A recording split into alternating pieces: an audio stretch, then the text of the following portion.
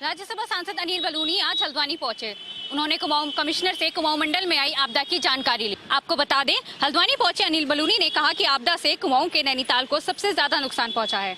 ऐसे में केंद्र और राज्य सरकार लगातार आपदा पर नजर बनाए हुए है और आपदा पीड़ितों को हर संभव मदद देने की कोशिश की जा रही है।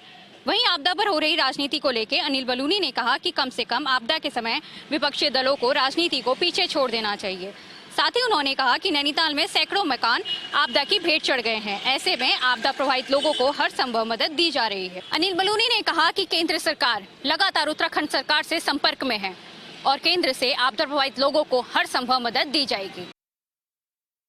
उत्तराखंड 2022 में विधानसभा के चुनाव होने हैं, जिसको लेकर सभी पार्टियों ने अपनी अपनी कमर कस ली है। तो वहीं बीजेपी ने भी सदस्यता अभियान चलाया हुआ है, जिसके तहत आज बीजेपी ने कई नेताओं को पार्टी में शामिल किया। साथ ही देहरादून में भी कई लोगों ने आज पार्टी का दामन थामा। साथ ही आपको बता दें कि बीजेपी लगातार लोगों को पार्टी में जोड़ने का कार्य कर रही है। बीजेपी मुख्यालय देहरादून में सदस्यता ग्रहण कार्यक्रम का आज आयोजन किया गया, जहां पार्टी के प्रदेश अध्यक्ष मदन कौशिक, राज्यसभा सांसद नरेश बंसल समेत पार्टी के शीर्ष नेताओं ने तमाम नेताओं को पार्टी की सदस्यता ग्रहण कराई। 20 से ज़्यादा लोगों ने पार्टी में मुख्यालय में बीजेपी का दामन थामा। वहीं पत्रकारों से बातचीत में बीजेपी प्रदेश अध्यक्ष मदन कौशिक ने कहा कि केंद्र और राज्य सरकार के ऐतिहासिक कार्यों से प्रेरित होकर तमाम नेता पार्टी का दामन थाम रहे हैं। उन्हें विश्वास है कि तमाम नेता पार्टी को मजबूत करने का अपना अहम योगदान देंगे। दिल्ली के सीएम केजरीवाल ने अयोध्या में राम जन्मभूमि और हनुमानगढ़ी मंदिर के दर्शन किए, तो यूपी के सीएम योगी आदित्यनाथ ने केजरीवाल पर जमकर निशाना साधा। कहा कि पहले जो लोग भगवान राम को लेकर अपशब्दों का इस्तेमाल करते थे, अब वे लोग समझ गए हैं कि राम के बिना सफलता नहीं मिल सकती। इसके साथ ही मुख्यमंत्री योगी ने यह भी आरोप लगाया कि समाजवादी पार्टी के पदाधिकारियों ने गैरकानूनी गतिविधियां शुरू कर दी हैं। मुख्यमंत्री ने लखनऊ में लोध समाज के सम्मेलन में कहा, जिन दिल्ली वालों ने यूपी और बिहार के लोगों को अपने यहां से खदेड़ दिया, वह आज यहां के लोगों को फ्री में चीजें देने की बात कर रहे हैं। लॉकडाउन के समय जब उनके पास अवसर था, तब उन्होंने यूपी के लोगों को अपने यहाँ से बाहर का रास्ता दिखा दिया था। उनसे यह कहने की जरूरत है कि दिल्ली जैसा छोटा राज्य नहीं संभाल सकते। वे अब चुनाव के समय यूपी पर नजर गड़ाए हुए हैं। वहीं सीएम योगी ने समाजवादी पार्टी पर निशाना साधा और कहा कि समाजवादी पार्टी के शासनकाल में यूपी में हर तीसरे दिन दंगा होता था। समाजवादी पार्टी की यही पहचान जुड़ गई है। ऐसी राजनीतिक पार्टियों के चरित्र को पहचानने की जरूरत है। पार्टी पदाधिकारियों की बैठक में कांग्रेस अध्यक्ष सोनिया गांधी ने चिंता जताते हुए अपनी ही पार्टी के कार्यकर्ताओं पर वार किया। सोनिया गांधी ने कहा कि देश के हर एक मुद्दे पर कांग्रेस अपना बयान जारी करती है, लेकिन वो जमीनी कार्यकर्ताओं तक नहीं पहुंच पाता है। वहीं नेताओं को सोनिया गांधी ने अनुशासन और एकजुटता की नसीहत देते हुए कहा कि हमें व्यक्तिगत महत्वाकांक्षा को छोड़कर संगठन के लिए काम करना चाहिए। सोनिया गांधी ने कहा कि नीतिगत मुद्दों पर राज्य स्तर के नेताओं में मुझे वैचारिक स्पष्टता और एकजुटता की कमी दिखती है। इसी पर हमारी व्यक्तिगत और सामूहिक कामयाबी भी निर्भर करती है। संगठन चुनाव को लेकर 1 नवंबर से शुरू होने वाले सदस्यता अभियान, महंगाई के खिलाफ 14 नवंबर से शुरू होने वाले जन जागरण अभियान और आगामी विधानसभा चुनाव के मुद्दों पर राष्ट्रीय महासचिवों, प्रभारियों और प्रदेश अध्यक्षों की बैठक में सोनिया गांधी ने बीजेपी आरएसएस पर भी निशाना साधा। उन्होंने कहा कि बीजेपी आरएसएस के द्वेषपूर्ण प्रचार अभियान का मुकाबला और उनका पर्दाफाश करना बेहद जरूरी है। पूरी तैयारी के साथ ही देश में लोकतंत्र, संविधान और कांग्रेस की विचारधारा बचाने की लड़ाई लड़ी जा सकती है, ताकि दुष्प्रचार की पहचान कर उसका मुकाबला किया जा सके। इस मीटिंग में प्रदेश प्रभारी अजय माकन, प्रदेश अध्यक्ष गोविंद सिंह डोटासरा भी मौजूद रहे। वहीं मंत्री रघु शर्मा गुजरात प्रभारी होने के नाते इस बैठक में मौजूद थे। आपको बता दें कि बैठक में राहुल गांधी भी मौजूद थे।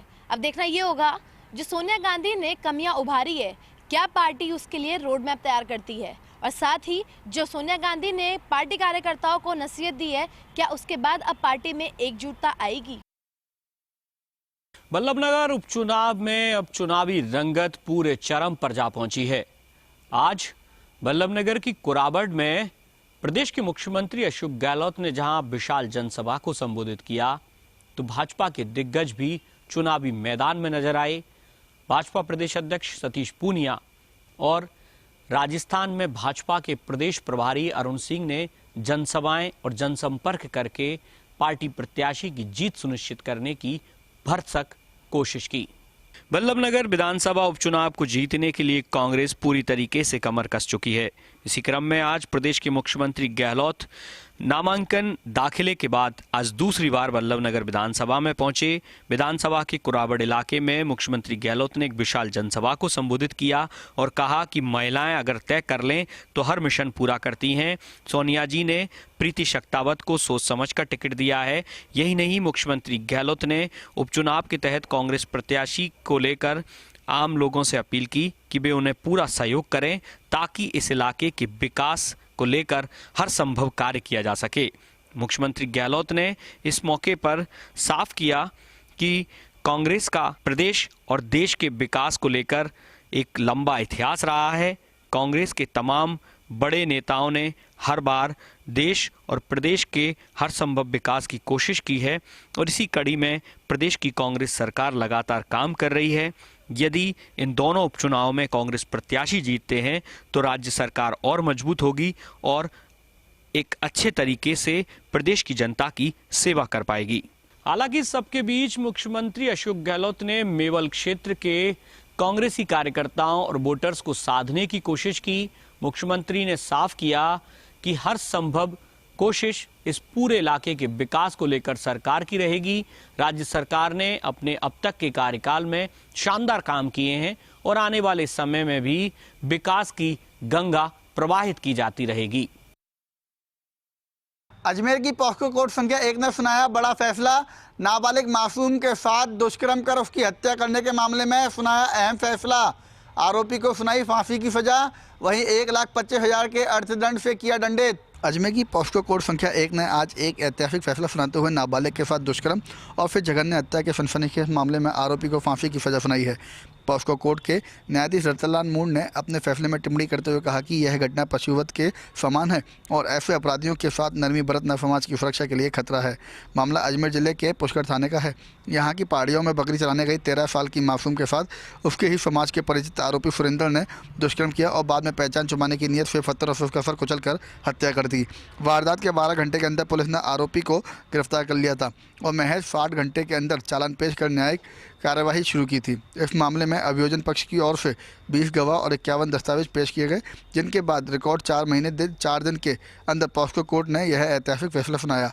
इस मामले में एक और दिलचस्प पहलू यह भी सामने आया कि जब आरोपी को गिरफ्तार कर पुलिस उसे कोर्ट में पेश करने के लिए तैयारी में थी, तब कुख्यात बदमाश लॉरेंस बिश्नोई गैंग के गुर्गों ने आरोपी को जान से मारने की धमकी भी दी थी, जिसके बाद आरोपी को ऑनलाइन कोर्ट में के सामने ही पेश किया गया था। जून 2021 का पुष्कर थाने से जुड़ा है मामले में 20 गवाह और 51 दस्तावेज किए गए पेश, जिनके आधार पर सुनाई फांसी की सजा।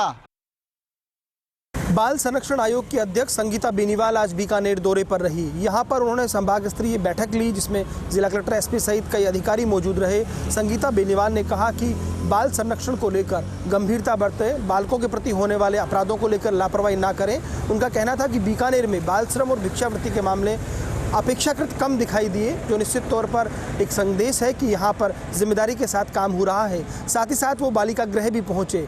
यहाँ पर व्यवस्थाओं को लेकर उन्होंने तारीफ की और उन्होंने कहा कि राजस्थान में ये बालिका गृह अपने आप में एक मॉडल है। वे मुख्यमंत्री से मिलकर इसकी पूरी जानकारी वहाँ तक पहुँचाएंगी और हम प्रयास करेंगे कि राजस्थान में भी इसी पैटर्न पर बालिका गृह काम करें। भामाशाहों की मदद लेकर इस तरह के बालिका गृह तैयार हो ताकि बालकों को दिक्कत ना हो। उनका कहना था कि कोरोना की तीसरी लहर की चलते ये बात चिंताजनक थी कि बच्चों के साथ कहीं कोई दिक्कत ना हो, उनको पर्याप्त सुविधाएं मिले। इसके लिए मैंने हॉस्पिटल का निरीक्षण भी किया है और तमाम व्यवस्थाएं सरकारी स्तर पर भी की गई हैं। कहीं किसी तरह की कोई शिकायत है तो उस पर हम कार्रवाई करेंगे। तो कुल मिलाकर संगीता बेनीवाल ने ये भी अपील की कि ये जिम्मेदारी केवल बाल संरक्षण आयोग की नहीं है, बल्कि हम सबकी जिम्मेदारी है कि बच्चों के प्रति यदि कहीं अपराध हो रहा है, कहीं भिक्षावृत्ति दिखाई दे रही है, बाल श्रम नजर आ रहा है, तो हमें उसका संज्ञान लेना चाहिए।